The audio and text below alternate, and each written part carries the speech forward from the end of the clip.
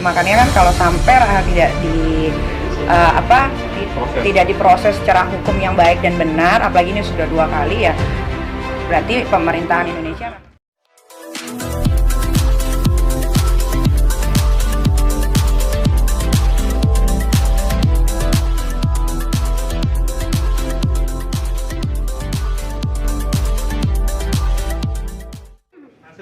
Oke, Kenny.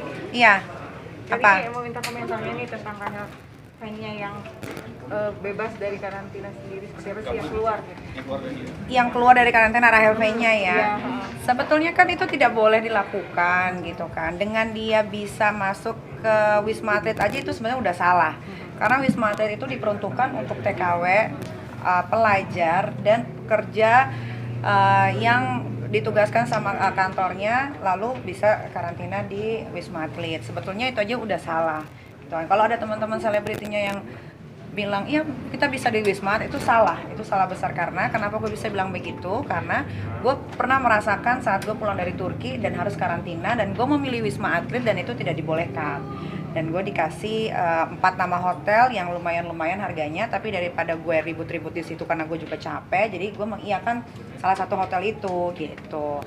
Terus kalau dia bisa kabur dari karantina harusnya memang tidak boleh ya. Kalau dia bisa kabur, yang lain juga bisa kabur dong. Yang ngapain juga waktu itu gue ikut karantina, udah buang duit, udah buang waktu, buang tenaga, di dalam kita nggak bisa ngapa-ngapain, makanan juga nggak enak, fasilitas juga nggak bagus gitu kan, bener-bener dikurung di dalam kamar, lift semuanya mati, nggak bisa naik, nggak bisa turun, pokoknya semua jalan yang untuk ke bawah itu semua ditutup gitu kan. Jadi kayak penjara, cuman penjaranya beda, ini di hotel, kita punya TV, punya kamar, bisa main handphone gitu.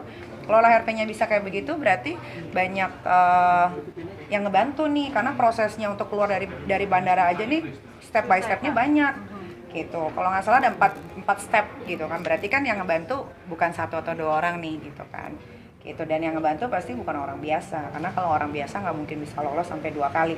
Jadi ternyata Rahel Fenya itu dia tidak karantin, bukan cuman yang kemarin, tapi yang dari Dubai pun dia nggak karantin. Jadi which is ini adalah sudah 2 kali. Kalau sudah 2 kali, kalau tidak ditindaklanjuti dengan baik dan benar sama Bapak Aparatur Negara, Kepolisian Polda Metro, berarti ini semuanya nggak boleh ada karantin, karena nggak akan jadi fair gitu loh. Kebetulan gue juga minggu depan harus berangkat ke Swiss. Nah nanti pas gue sampai Jakarta, gue orang yang satu-satunya mungkin akan bersuara bahwa gue tidak mau dikarantina sampai Rahel Fenya diadili. Oke, Padahal kan kalau tidak salah kan ancaman hukumannya kan 1 tahun dan denda 100 juta, dan itu tidak membuat jerah artis atau karena artisnya bandel atau gimana menurut Niki sendiri? Kan kalau tidak salah kan dari ancamannya kan 1 tahun atau 1 tahun denda 100 juta. Iya. Apakah dengan adanya ancaman itu tidak membuat jerah dan takut rendah banget ya. Kalau ancaman kalau cuma suruh bayar denda 100 juta sih sepele ya, itu nggak ada apa-apanya. Tapi yang penting kurungan penjaranya ini ya bisa terlaksana atau enggak gitu. Mungkin sekarang gara-gara ada Rahel Fenya, mungkin sebetulnya banyak Rahel Fenya yang lain gitu, tapi kan tidak ketahuan. Lalainya Rahel itu adalah dia tidak pikir kalau dia ini followersnya banyak gitu, jadi orang pasti akan ada yang mengintai. Sebenarnya kalau dia mau diem aja di kamar di rumahnya dia tanpa pergi ke suatu tempat atau tiba-tiba dibikin surprise sama temen-temennya, mungkin ini tidak akan jadi viral gitu. Kak, ini kan dia bisa berlalu lalang ke Bali dan enak-enak happy di Bali, itu seperti apa sih Kak pendapat Kakak? Ya kalau gue sih jujur karena gue pernah merasakan karantina, gue kesel ya gitu. Kalau dia alasannya katanya kangen sama anak, gue juga punya anak 3 gitu kan. Kalau alasan dia kangen anak, kenapa saat dia pergi ke LA dia nggak bawa anaknya? Itu pertama. Kedua, dia extend 8 hari di LA bersama pacarnya. Kalau dia kangen ngapain dia extend gitu kan? 8 hari itu bukan suatu yang sebentar loh gitu kan, untuk membuang waktu sama pacar yang belum muhrim ya gitu. Terus tiba-tiba di diwawancara sama Boy, ya saya tahu saya salah, tapi saya beneran kangen anak, tapi itu juga bukan jadi suatu alasan untuk saya gitu kan. Ya memang bukan alasan, karena yang di karantina ini banyak banget juga yang punya anak kok gitu. Bahkan orang-orang yang tidak mampu pun harus menjalankan karantina di hotel-hotel yang memang tidak terlalu mahal. Kemarin kan sempat membantah bahwa dia tidak pernah ada di karantina. Oh, dia di karantina. Jadi memang netizen ini pinter-pinter ya. Ada foto-fotonya ternyata waktu dia selama di karantina sama pacarnya satu kamar. Jadi dia sepertinya kalau menurut tanggapan saya, kalau misalkan saya salah, saya minta maaf. Kayaknya dia hanya untuk mengamani seseorang supaya orang-orang ini tidak banyak terlibat gitu loh, biarkan dia sendiri yang menanggung semuanya. Tapi salah, dengan dia bisa keluar ke Bali aja kan, peduli lindungi itu kan semua kan, kita sekarang keluar dari bandara aja kita peduli lindungi, jadi harusnya udah ada detail perjalanan gitu. Itu juga udah salah ya. Intinya adalah banyak sekali orang-orang yang menolong Rahel di belakang. Tingkat kekesalannya seperti apa?